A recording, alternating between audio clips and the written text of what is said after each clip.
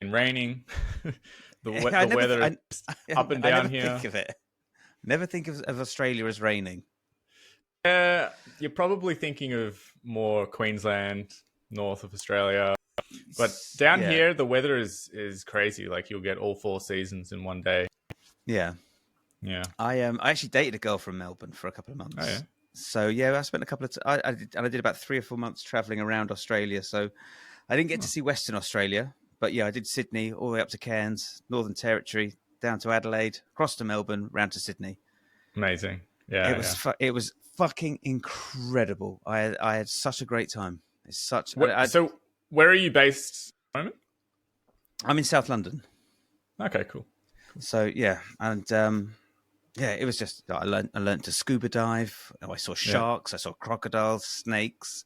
It's and I think Melbourne was my favourite city. Like it had that feel of like a metropolitan city, but you were still pretty close to the beach.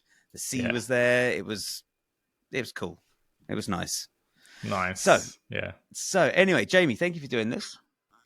No problem. What's going on with you today, or this year? What's been going on? What's on the cards? Oh man, big question. I mean, today there's a lot of context, for me because I do a lot of things. I really do. But straight off the bat, I'm an osteopath, not just a musician. Right, okay. Yeah. Okay. So I had a patient today and see patients throughout the week. It's sort of like, interestingly, it's probably more of my side gig at this point, and music's my main focus. Okay. But I definitely am using a lot of what I know about the body to inform practice and biomechanics and technique and all those things. Oh, and if you don't know what osteopathy is, you may or may not, but osteopathy is all about, it's a manual therapy to do with helping people with pain management and sort of like your chiropractor, your physiotherapy, massage therapists. Okay. They're all sort of grouped into the same type of umbrella. Manual therapy. But so it's a lot to do with biomechanics and anatomy, and that's what's really opened up a lot of things for me in the world of technique and really understanding, as I was learning osteopathy, I was learning more about the human body. Yeah. I would see things differently in my own technique and see things differently and my students' technique, and it just opened up a whole world. Okay. Yeah. Okay. Well, you're going to have to delve into what did you see and how did you fix it? Well, osteopathy is sort of like when you're in training, they really drill into seeing these subtle postural changes and things that are happening in your body, or visually, like you'll see where your shoulders are, you'll see where your ribs are, and you'll see all sorts of symmetries in your body that you never would have paid attention to unless people were, pointing at it. It's like, oh wow, I didn't realize that my shoulder's up like this, my back's twisted, and all these things. My neck is like that. Yeah. And so I started to look at myself playing the violin, and it started to highlight all these, not necessarily asymmetries, because as it's obvious, playing a violin and playing the guitar even is an asymmetric practice. It's an asymmetric instrument, isn't it? So it's more that when you carry yourself, like for violin in particular, when you have your arms up like this, are you shrugging? Is your head really in an awkward shape? But not only that, but micro movements that are more like holding patterns or these kind of tendencies that we have in when we're playing. So I think a lot of people mistake these movements sometimes for expressive movements, and often they can be, but a lot of the time, even at a very high level, they're what I would call unproductive movements, and they actually inhibit, or it's some kind of tension in the music, in your playing, in your body. I think, do you know anything about Alexander technique? Do you know, I had lessons with a teacher about 20 years ago who is a classical guitarist, and he was a practitioner of the Alexander project, not the Alexander technique. And he started going through it with me, and I was young in my 20s. I was like, fuck off. Yeah, And not for then me. I just kind of ignored him, and I thought, nah, what a load of shit. And I hadn't Right. heard of it until you just mentioned it now. So Amazing. what is the Alexander technique? Well, look, I'm an Alexander technique practitioner, but what I was going to say is I was going to make a comparison. Right. That in a lot of ways, what I'm discovering, you often hear in the Alexander technique discipline in that world, and I have friends who are just obsessed with the Alexander technique stuff. So I can't necessarily give you a full breakdown of what Alexander technique, but apart from say that it has to do with performing, being on your instrument, and how you carry yourself, your posture, your ergonomics, and your psychology as well. It's how can you get the most efficiency out of your playing, out of your body and your movements, your mechanics, your biomechanics up on stage, and also stay grounded in what you're doing. So in a lot of ways, Alexander technique, I think, does cover some really interesting topics around body and also psychology, and it's stuff that I'm really interested in. However, in a lot of ways, I have a lot of problems with Alexander technique, problems within osteopathy. Even there's a lot of, you could say, woo type of stuff, Right. that maybe is what you were kind of alluding to. It's like, I'm not interested. This is not making sense. It's I not think logical. it was more because I was probably young and thought I knew it all, and wasn't really open into listening to someone tell me about stuff that I thought I already knew. Right. But I think now I'm a little older in the tooth, and people say, "Oh no, you should probably try approaching something like this, because then this won't happen." Like, I had sciatica a couple of years ago, and I went for some physiotherapy, and she asked me what I did, and I said I play the guitar, and she says, "Do you play standing up?" I said, "Yeah." She's like, a strap. I was like, "Yeah," and she went through my shoulder. She went, "Jesus Christ!" She went, "Yeah, I can tell. Yeah, we need to get this out." That's a separate issue to what you've got going on with your back. Yeah. And I can still feel it in my neck. Like, I can never feel like my neck is fully cracked. Yeah, I can still feel it all. Yeah, I should probably go back to the it's physiotherapist. So common. Yeah. And they all have slightly different things to offer. A physiotherapist, at least down here, is very, very rehab oriented and prescribing exercises and all that type of stuff, which is so good. Whereas osteopathy is very hands-on and very much about what you can see and feel with the patient. And it is quite different to physiotherapy, even though it may seem very similar. Okay.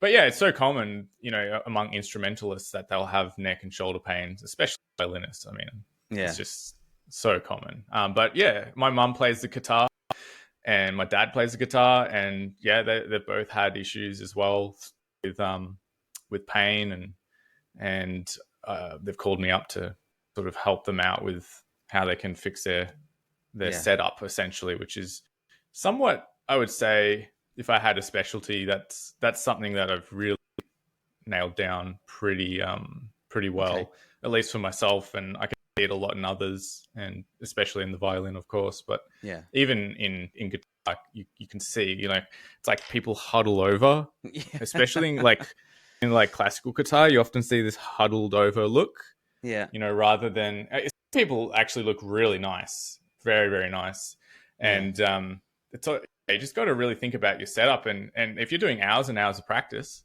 a day, a day and a week, that shit will add up. Your body, your body will start to adapt to the thing that you do most, and your connective tissue will start to stretch and actually restrict you into a position that you're in most of the time. Yeah. So you do have to be careful, and you have to think about it, take pictures of yourself, look yourself in the mirror, Yeah. and also have some kind of, not a warm up, but just like a routine in your life that opens up your movement. It's like that saying, what you don't use, you lose, right? So if you don't Yeah. use a movement, you lose that in your older age. And anyway, that's important. Yeah, and I do make a point with my students, particularly, well, all my students, but particularly my young students, that like they will kind of huddle over their guitar like this, and I see a lot of people playing with their shoulder up like this. Particularly guitar players on stage, they'll hug their right shoulder up to their ear. I was like, well, surely, how does that not hurt you? Like, just relax it in, just relax it down. You know what I think it is? I think a lot of these tendencies, these habitual holding patterns, are very psychological, unconscious a lot of the time as well. So, I mean, obviously, but emotional, in fact, where there's stress, it's showing up.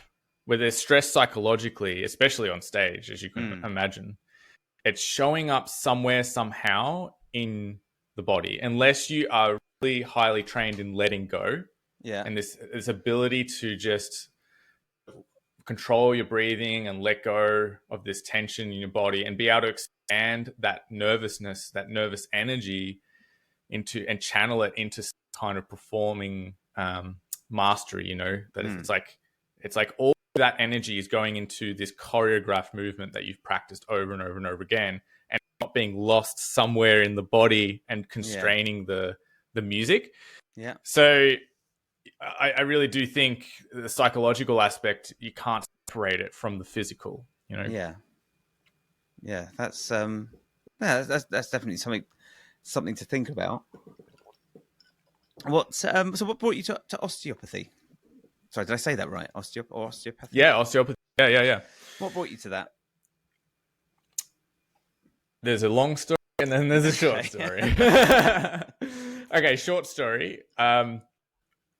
Short story is I've got an aunt and an uncle, although they've split now, but they're osteopaths, and I just thought that they would treat me. They're in New Zealand. They would come over to Australia, and for family gatherings, and they would basically treat the whole family. And me being quite an impressionable young person, I would look at what they do and look at how people were just raving about what they do, and they would claim to be able to feel all these things about the body. They could. It's almost like they could tell you what you're thinking almost, and my family would just be like, "Oh, it's so much better now after treatment," and they'd talk about all the amazing results that are coming from it, and so I had that as an experience growing up. But meanwhile, I'm just going through school, and I'm very highly focused on music and violin. And growing up has its challenges, and I went to university. And it was quite challenging for me, socially and psychologically. I'd moved out of home, and I just felt like I wasn't prepared to make that jump. Just my upbringing, everyone has their unique upbringings, and I think it just shaped the way that I was sort of shaped psychologically. I wasn't quite ready to take that leap. I really needed to just figure out what I wanted to do, who I was, and at that point I was still very much in copycat mode. Like I was just doing what people did, and I was very provocative at the same time. Like I really wanted to learn things. I really wanted to figure out what this thing called life is about, and for me it really came through music, trying to understand that, and through mentors, my teachers, and those things. But anyway, I did study music for a bit at the university in Melbourne, and I got quite sick, physically, but also psychologically. And I took a year off, and I basically, for, I don't know, I think it was a month or so, I went and saw my aunt and uncle and stayed with them, and they would treat me. They had this whole program kind of set up for me, just privately, like between them and people they knew, because they're health practitioners. So they kind of brought me back to life a bit, and that's when I decided that I want to do what they do. It's like, why, I'd grown up thinking that all I'm going to be is something to do in violin. Everyone had known me as a violinist growing up. Violin was everything. I'm like, well, I want to learn a bit about other stuff. I want to know a bit more about what else I'm capable of. And after that phase, I did some health science subjects and was lucky to get in to the osteopathy. And 5 years later, I went through this whole journey that I did discover so much about myself. And it's funny because I've kind of come full circle now and gone back to music. I never stopped teaching. I never stopped performing. I was performing at a high level and doing lots of professional gigs the whole way through. So I was still growing as a musician the whole way. But meanwhile, it's like this different world in health science and biomechanics and everything. And I was able to merge both disciplines into, a lot of unique and what I would think are quite original ideas. And I'm very much a self-directed learner. I have so many ideas that come up in that process. And then I find out later that a lot of this stuff has already been discovered and people are already talking about it. But then there are the other things that no one talks about. And it's just mind-boggling to me that this stuff hasn't been taught and is not like a core part of teaching the instrument. So anyway, that was more of a long story. No, that's cool. So what are these things that no one's talking about and no one's teaching? Because that is really what I want to get to the core of. 100%. Well, okay. On violin, I can't comment too much on your instrument. But on violin, it's very much to do with the setup. To me, when I figured out my setup and stability on how to hold the violin, it was just a game changer. Look, this is how I kind of perceived it. I grew up and I wasn't like this prodigy or anything, but I was consistent. And at some point I decided that music was going to be the thing that I'm going to do. So I started putting more energy into it. I had an amazing teacher throughout high school in so many ways, just amazing, amazing teacher, very inspirational. And I had inspiration through getting put into, reputable or high positions in my orchestra. And then I was doing competitions and all these. So I was performing at a very high level before I had left high school. But it's always this feeling like I was not stable. Like I didn't have full freedom to move around the instrument. And it's like I had the technique. The technique was there. My, ability to read music was there. My technical abilities were there. I could do everything I needed to do. Yet when I would play for long enough, there was this sort of feeling like I couldn't do I would start to tense up. My violin would start to slip. I would start to hold on more. And it was so subtle. Like it would only happen after 15, 20, 30 minutes. And you'll often see violinists as they're on stage, even pros, adjusting. And to be fair, I do it now as well. But, at the time it was very scary. Like it's like we have these things called shoulder rests that you put on the violin. And, a side note in the violin world, there's just this ongoing debate about whether playing with or without a shoulder rest is like better.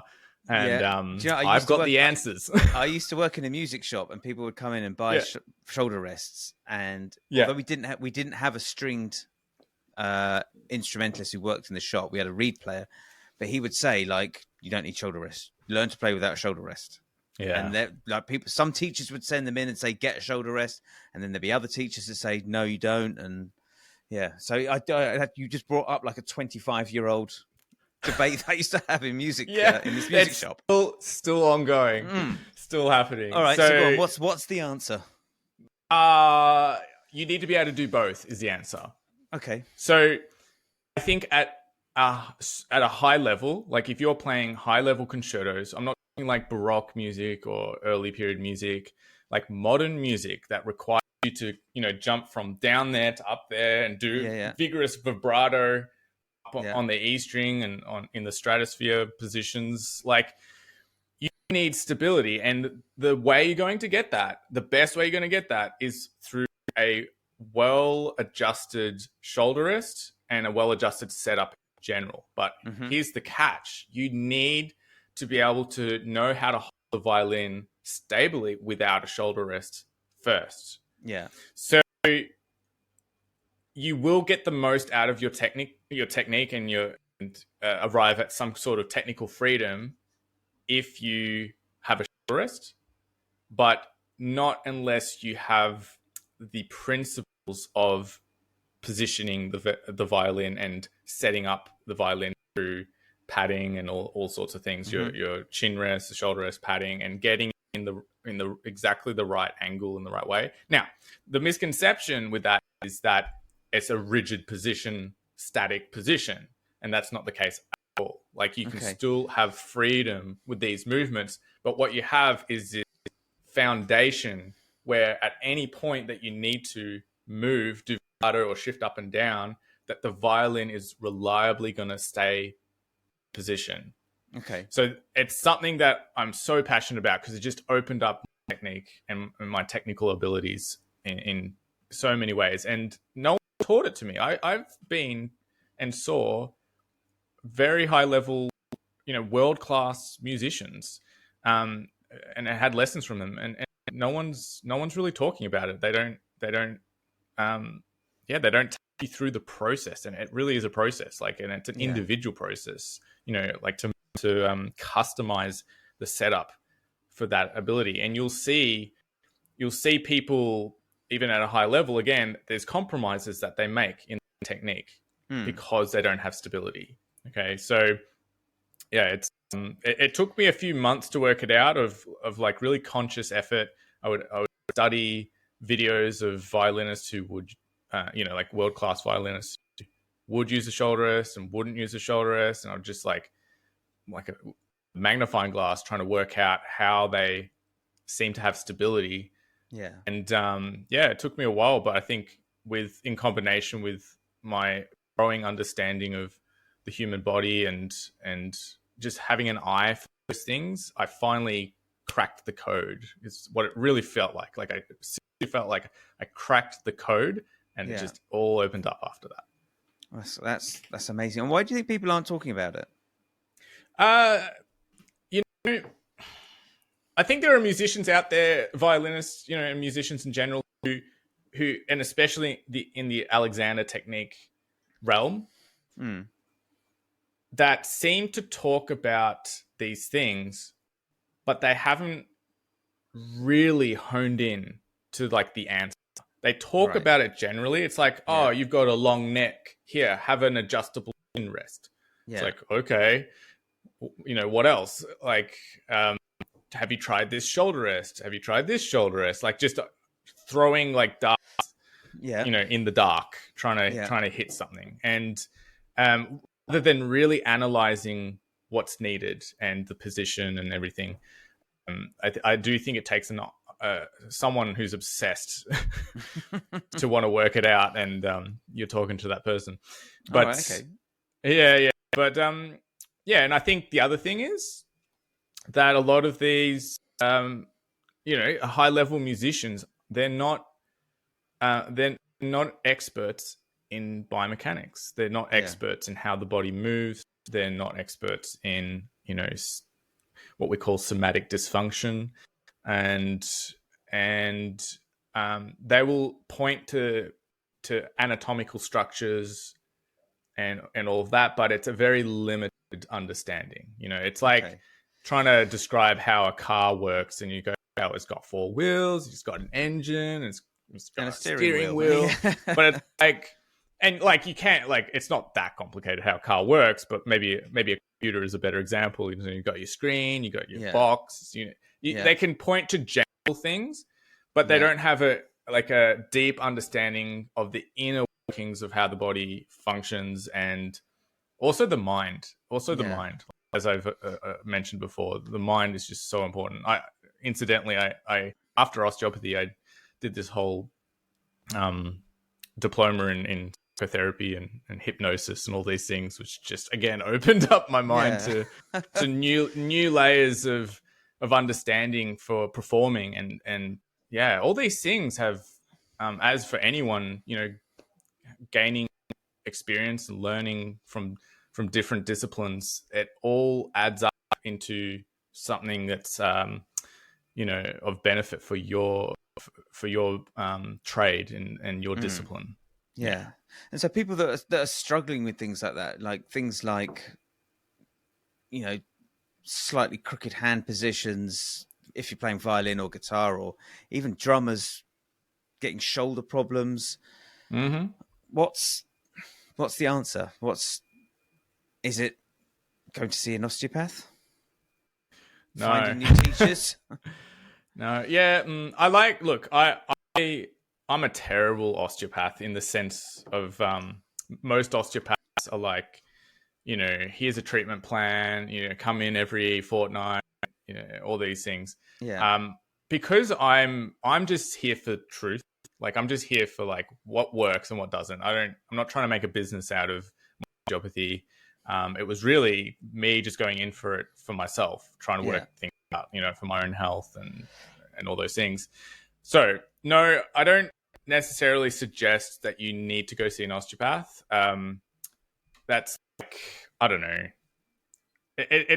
I really want to encourage people to be self-reliant Mm. and to be able to figure out what works for them so that they don't need to go back to the doctor.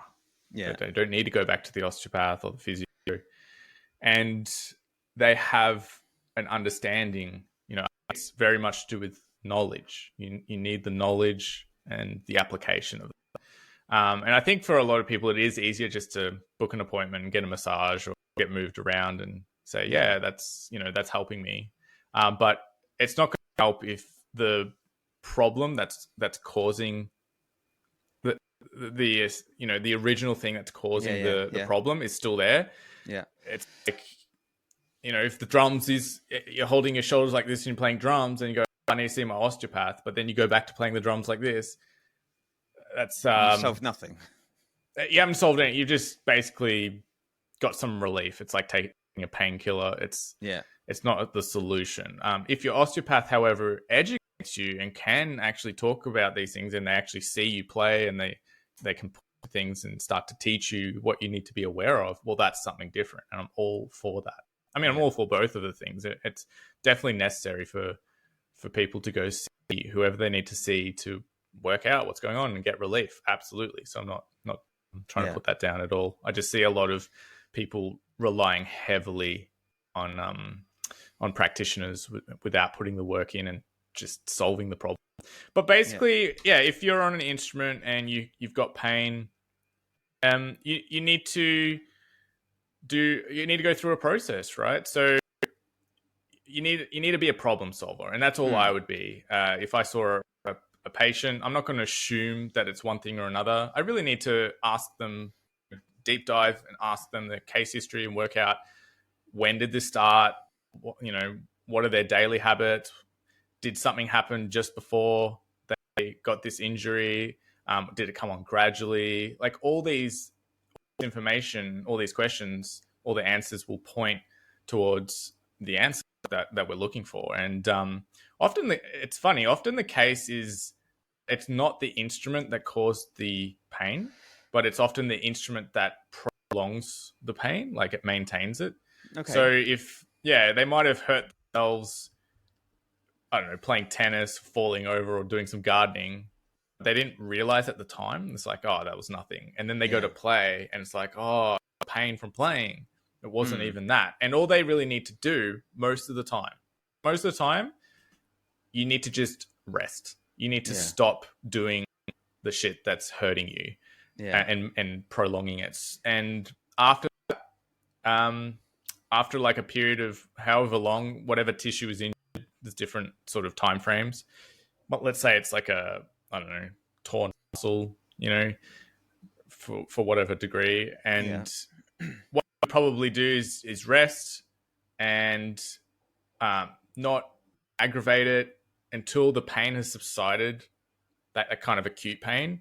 And then you quickly go into conditioning that muscle again, rehab exercises, gentle stretches. You try to build up the fibers again and get it functioning. And resistance bands and weights and all those things can really help. But it's such a fine line to not re-injure something when you're rehabbing it. You really have to listen to your body and be careful not to step that line, because you would go back to square one after that if you re-injure. But yeah, I think on the violin there are definitely even if you don't have pain, there are exercises that can really help with control. Like on the violin, for instance, you're down here and you're at the nut, what we call the nut of the bow. Your muscles are actually quite contracted here, and when they're that contracted, to gradually eccentrically let go of that contraction takes a lot of training, like real muscle training, like you would see bodybuilding training. It's not that you need strength to do it, but you need the neuromuscular connection to help gradually release that contraction. So what you'll often hear about in violinists are these bouncy bows, and it's just another thing that violinists struggle with. It's like, how do I fix the bouncy bows? You know, when I do a down bow, it's like tremoloing. And part of the reason for that, it's not always the case, but one of the reasons that can happen is that it's this tremor that happens, the eccentric movement of your pec muscle essentially releasing. And nobody talks about that. It's all about, it's your technique, it's your bow. It's like, well, actually what you probably should do is get some resistance bands and start slowly training that muscle, the same we call horizontal flexion and extension. And start training that movement so that you can contract and release it with fine control. And fine is the operative word there, because as a violinist, you need fine control. So look, in guitar, again, I can't comment as much, because like the strumming movement, the plucking movements, I don't know if they're as fine. I think you need fine control to move between string to string. Like you need to have like the spatial awareness to do that quickly. And I think certain strumming techniques, depending on what kind of guitar, like classical guitar or flamenco guitar. My mum's a flamenco guitarist, so she's always I've never even dipped a toe in flamenco guitar. So no, check it out. It's crazy. Like the rhythms they do there are just so unique. I was on a gig with a friend, and he said, I can't remember, we were just chatting shit on the way back from the gig, and he was like, "Is there any aspects of guitar that you just think, that's just not for me?" I was like, "Flamenco." It's like the depth that exists within flamenco guitar. It's like, I am not, like, I could use my fingers to kind of brush the strings, and I could do a faux flamenco thing if it ever turned up in a show. But I was like, I'm not prepared to deep dive, even surface level flamenco. It's just such a specialist sound and such a specialist instrument that I'm not there. But fair enough. But when I listen to it and I watch it, I'm like, that's fucking magic. Like, it's amazing to watch and listen to. Like, the energy is so encompassing. It's great. So my mum's all about that. Okay. Maybe I'll get your mum on. She would she would have a few things to say. All right, we'll hook that up. So I had no idea that we'd spend 34 minutes talking about osteopathy and Oh muscle yeah, true. alignment. I talk a But lot. it's cool, man. No, it's good. But I found it really interesting because I think, like, as guitar players, we get issues left hand with sort of carpal tunnel syndrome. If we're doing lots of notes, lots of scales and stuff, guitar players generally have this kind of bent left hand. We bend our wrist too much to try and reach notes. And one of the things one of my teachers said was, you need to open that shit up because you will just rip the shit out of your inside muscles. Drop your shoulder. You're playing too high. That whole left hand needs to be as straight as you possibly can. Love He said, that. just think of a hose pipe. If you kink a hose pipe, you're not getting any water out. That's exactly what you're doing. You're just restricting all your muscles, and then you're asking them to do a lot, and you're just gonna. So, I mean, I find it really interesting. Like, since then, I used to have this. You can't really see it. I would have like a mound a here. cyst, like a ganglion cyst on the top of my wrist. Yeah, and like, it didn't hurt. No. But I was like, what the fuck is that? How did that? Yeah. And he was just like, yes, because you're playing with your wrist like this. Open it up, and it'll eventually dissipate. Yeah. So yeah, I mean, I think guitar players and even pianists, we're prone to those kinds of injuries. So, and I think being aware of it and like making those necessary adjustments is really important, because if you pull something, you cause an injury. Like you said, you're back to square one. You're then going to have to rehab that muscle, and that could be 6 weeks, 6 months, maybe even a year. So we don't want to be doing that. Yeah, it reminds me actually of, I put out this reel a few months or weeks ago, and I often do like these provocative titles on them. And one of them was comparing. I think I can't remember what the title was, but it was something to do to provoke guitarists. Right. Like, guitarists, you should be taking a lesson from this. And it was all to do with that left hand technique. Yeah. And it's this concept that I don't think people can quite wrap their heads around. But again, this is like drawing from knowledge of anatomy and biomechanics. When the movement, like when you think about stretching your fingers apart, how do you think about it? Like, if you were to put your hand in front of you and you think, stretch your fingers apart, what would you do? Like that, right? Yeah. Yeah. How far can I stretch? Yeah. Well, that's what I see guitarists do. They stretch like this. Now, granted, there is a little bit of that movement that's going to be happening all the time. But here's what a violinist would do. I think I saw this video. They go like that. Like that. Right. So the distance between this index finger to this pinky is going to be further than that.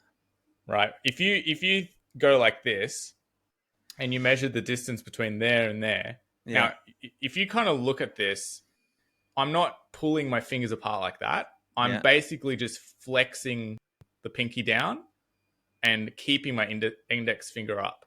Yeah. And the distance between there and there is going to be greater than the distance, and also easier to do than the distance between there and there. So if you do this, it just feels so much easier. And now, look, granted, sometimes when you on violin, you know, probably the biggest stretch, I wouldn't say the biggest, but one of the biggest stretch is a tenth on the violin. And that's, you know, we do what we can to try and reach that. And you really need to have that technique. You would never be able to reach it doing like that on the violin. You know what I mean? Yeah. So, and when I've played guitar, just to, you know, fuck about, have a bit of fun, I would very often have like a violin technique. Now, here's why I think it doesn't quite work on guitar, and why guitarists haven't adopted that kind of hold. And it's very much to do with you need to optimize for pushing the strings widthways rather than so much lengthways, because you've got more strings, so you've got more fingering options than a violinist does. Right. So if you need to like get a higher note, and a low note, you just move to another string, right? Yeah, or shift position. Correct me if I'm wrong. Obviously, Yeah. there are stretches on a guitar that are crazy, right? Like I'm not saying that you don't stretch. Yeah. I'm saying for the most part, you're going this way across the string, whereas violinists are going this way. They're going longitudinally much more because they've got strings. So there's more need to make those stretches more often. And I think to hold, like, if you have to like hold your first finger across multiple strings, and stretch up for a note, then there's no real way to do what I was saying, like a violinist would do. That's what I think the difference is there. But in a lot of ways, if you're just doing like single notes or simple chords, you know, there might be times where adopting that kind of technique where you're more in that shape rather than that shape would be beneficial for guitarists as well. But look, I'm not a guitar teacher. I don't know. I've thought about it. When I put the reel out, I had a lot of guitarists commenting, and I was like, "Oh, this is great!" You know, I've angered them. Yeah. So I thought about it for a bit then, but since then, I was like, I was just like, "Yeah, I'm right." Nah. Well, do you know, I was on a show, and there was a like guitar music for shows is usually written really poorly. It's usually written by keyboard players and pianists, and it's been arranged by them, and they'll stack chords up for guitar that it's impossible to play. And there was a chord that they'd written, I can't remember what it was. It was like A flat minor, major 7, add 9. It was something ridiculous, and it was almost impossible to play. But I thought, let's see if I can actually play what's written. And it was such a fucking cack-handed chord shape that the only way that I put it out on Instagram, I said, can anyone play this chord? And a friend came back, he said, yeah, got it. And he had adopted the exact same position that you did, whereas I was trying to stretch my fingers out as far as they could go by dropping my wrists. And he went, no, bring your thumb up over the neck, and then that'll open up your index and little finger, and you can reach that major 7 or whatever the interval was. Right. So that's the only time that I thought of it. I was like, oh shit, look at that, because I can now stretch to that, and I'm not dropping my wrist, I'm not dropping my shoulder, I'm not opening my fingers up. They're all fairly close together, but the distance is opened up. So yes, you are right. Just to confirm that. Yeah. It's very contextual. You know, it's very contextual. It's not always one way or another, but there's definitely like biomechanical, what I would think are facts. Like you can't argue it. You can measure these things. But it is context dependent. Yeah, but the internet doesn't like facts. No, it only really likes feelings. Yeah. So do we have time to talk about what you were mentioning? Is getting better a word pursuit? I'd love to hear, you know, what kind of comments you've had on that. So it's only something that I've just started to ponder. So the whole premise of this podcast is how do we get better? It's not necessarily finding shortcuts or hacks. It's, you know, tried and true sort of methods and practices that people from across all disciplines, what did they do to get from not necessarily beginner to a professional, but even if you get put on a session or something and somebody throws a tune or a line at you that you can't do, it's like, well, how the fuck do I get from I can't play it to okay, I've got it and now I can do it? What's that process? And, you know, and everyone's got their own ways of doing it. But then I was reading, somebody suggested that I read Effortless Mastery. Oh yeah, I've got heard of that book. Yeah. And I was just skimming through it, and it's Alexander Technique. That guy. Is it really? I'm pretty sure the author is Alexander Technique. Yeah. Okay. I could be wrong. I could be wrong. I haven't read it. It only turned up last week. And right. and one of the premises of this book is the pursuit of getting better is something that should be abandoned. Not abandoned, but it shouldn't be the focus. And then it just got me thinking, like, is is the pursuit of getting better, is it worthwhile? And I guess maybe it's context kind of relevant, but it just got me thinking. So what are your thoughts on that? Yeah, I think it's personal for people, and also getting better is a relative term. It's like, what is getting better? Usually getting better is something that exists in a bubble. Yeah. It's like that's judged by people. Like, Yeah.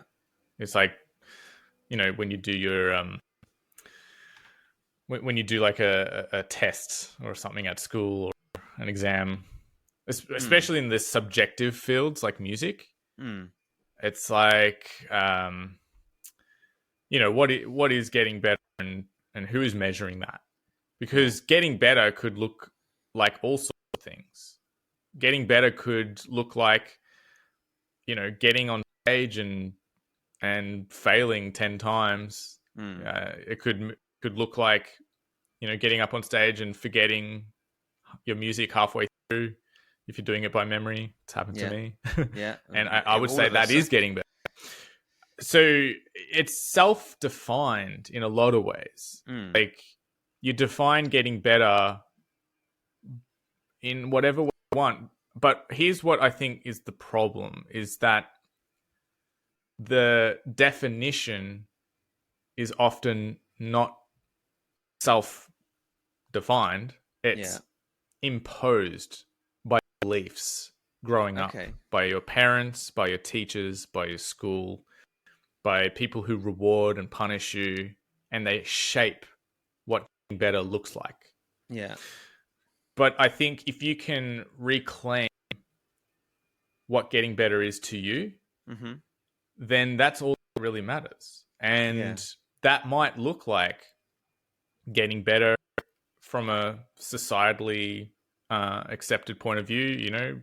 You're like a world-class performer and you're sought after, and people pay for your gigs to come watch you. Or it doesn't have to look like that. It could mean just being a part of your community orchestra, or playing to your family, or playing to yourself, and just delighting in making music for yourself, and having a curiosity and exploration. And you get better at exploring because you start to understand technique better, you understand music theory better. And I think music is an exploration at the heart of it, and that's probably how it started. It's probably how music started, is just boredom, curiosity, and exploration, and to explore sound. Hit a rock, hum a tune, make some rhythm. Rhythm is everything in music, and I reckon, or a tune, some kind of monk, throat singing or something, like, and then through this evolution, not necessarily through one individual, but through many individuals, have defined what we know as modern music now. And that's been its own growth. Music itself has been getting better. You know what I mean? It's like music in the medieval times was very basic. And even before that was probably just, they didn't even have like the current definitions of what we know as music. It was just sort of like dots without much more guidance. It was just dots going up and going down, and then a breve, dots going up and down, and a breve. It's like, it was fairly basic. So don't beat yourself up too much if you're not getting better. But whatever trade, whatever discipline you're in, it's going to be the same thing. It's like, at the end of the day, like, everyone's growing up and living in different circumstances and having different needs. It's like, are you in it for the money? Are you in it for like some kind of higher purpose? Are you in it for like a deeper meaning or emotional expression? all these questions matter. And I think if you align all of them, that's great. And you'll probably become a professional because you need to make money out of it and you're passionate for it and it has meaning to you and you're like obsessed with it. Great. You're probably going to become a professional. Yeah. If you're enter too late in the game, well, you can still be professional. I think so many musicians don't have a business mindset. They don't know how to maximize on their talents or, even like they don't have to be that talented. I think if you know business, you know how to market yourself and you can pinpoint what makes you unique in the market, then you can be someone in the field. You don't need to be the best performer like me. Like, I'm not the best performer. I'm not really anybody. I think for me, what's made what's given me meaning and purpose is just a personal pursuit of trying to get better by my own definitions, Yeah. and and just having a knowledge of these things and obviously encouragement externally from people. I love being up on stage. I love, hearing the applause. I love working my ass off to put on a concert, but not just attend a concert and play, but like put on a concert, like, book the venue, do all the promotion, get all the musicians, do like all the bowing and fingerings for every part, doing everything and putting 100% into a concert. And then it's like a success and people are like standing, clapping. It's like, oh my God. It's like, it's nothing that compares to putting 100% of your love and passion into something and seeing the result. So in short, I think it is just a personal thing for people and they'd need to explore and be curious. Yeah. I mean, I think that's such a great answer. And I've asked that question, I think I must be up to about 60 episodes. Wow. And everybody has their own definition of it, but people have said, just spend time on your instrument, just practice, just find tunes that that move you and inspire you, try and work through that. But that idea of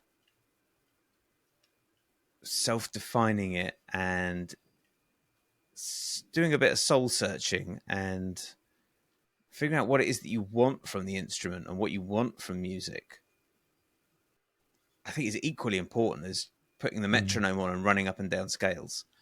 And that's usually how, like early on, that's how we define getting better. How fast can I play this scale? How well can I hit that run? How well does that piece sound? And as we get older, certainly as I've got older, it's kind of shifted, and it's less about the metronome. It's less about how fast can I play. It's now more about even just the tone. Like, what tone do I want? And I'm now more energy is going into the set. Like, what sound do I want? Do I want it to be a really bright, harsh kind of sound? Do I want something really warm and smooth? What do I want it to sound like? That's before I've even started looking at what the notes are going to be. Yeah, it's like the quality. It sounds like you're really focused on the quality rather than like just smashing out, a bunch of songs. It's like, but it's the specifics of the sounds, like the impact. I often talk about impact on my reels. Feels like, it seems like it doesn't really speak to people. It's like they don't necessarily,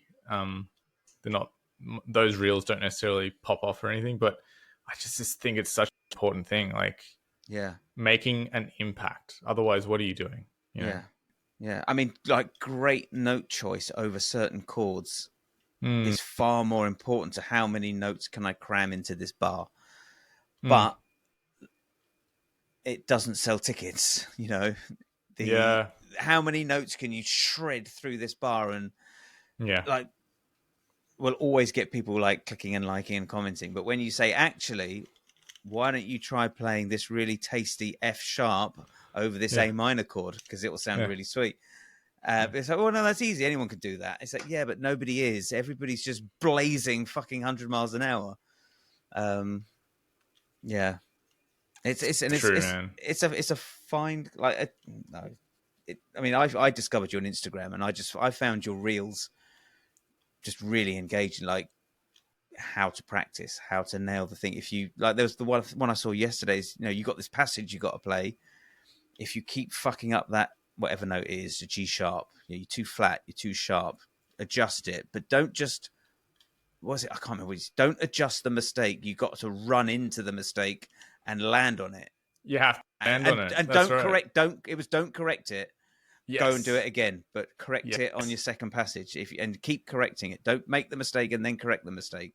Yeah. So what so many people do there, just to clarify, it's exactly it. But basically, often what you'll see is like, and I do this, you probably do it, we all do it, right? And it takes such awareness, is that you hit a bad note. It's like, oh, that was wrong.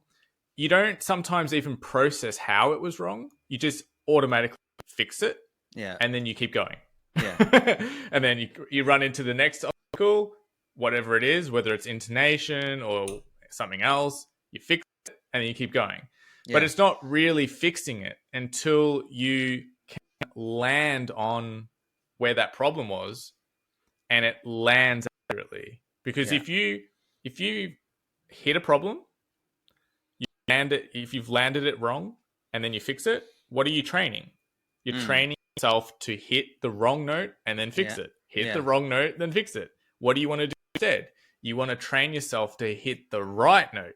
Yeah. So you need to do that. And you need to identify if you've gone too high or too low. I often talk to my students like archery, you know, if you're too far, if you shoot an arrow and it's too far on the left of the board, well, you need to aim further right. Yeah. Next shot. You don't walk up to the arrow, pick it up and move it. Pick it up and move it. That doesn't count. That doesn't count. You have to shoot the shot again. Yeah. So, yeah, it's such a simple concept that has such profound implications that I think amateur or beginner students haven't quite worked out. And it's just to me, it's just logic. You have to be logical. You have to be reasonable.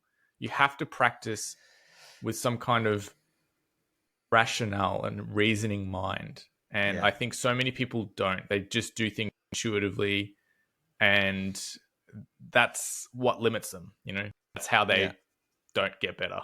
Yeah. I mean, I had that on a gig. Like there was a gig that I was doing. For some reason, all the songs are in slightly weird keys for guitar, like D flat and A flat, and then they're not favored by guitar players, usually because they're off where the fret markers are. And I just kept hitting this note, and I was a semitone out, and I would do the same thing. I would hit the wrong note and correct it, hit the wrong note and correct it. And I was like, no, what I need to do is I need to play the last two bars, whatever it is, just a couple of chords, and then come into the solo. And I just need to practice those 3 bars, just hitting that first note of the solo. Go back, do the chords, first note. So even if I was hitting it wrong, I wouldn't correct it. I would just hit that wrong note and just let it be wrong, and then go back and do it again. Go back and do it again. Yeah, that's it. But it's like, I mean, I've been playing nearly 30 years, and I'm still learning how to not make these mistakes and how to correct them properly. Yeah, it's I mean, it's good on you for having that honest journey with it, because we're all on that journey, and I think having these conversations just proves and shows how much of that curiosity you have, but also that determination to pursue a better way of doing things, better way of practicing, and a better way of ultimately being a performer, or whatever goal that you do have on your instrument. So that's awesome, man. Yeah, cool. Listen, Jamie, thank you so much for your time. I really do appreciate it. Sorry we were a little bit late. That's okay. And it's been eye-opening. So thank you very much. No worries. All right, and we'll speak soon. All. Yes. Okay. Talk to you soon. All right. Thank you. Bye.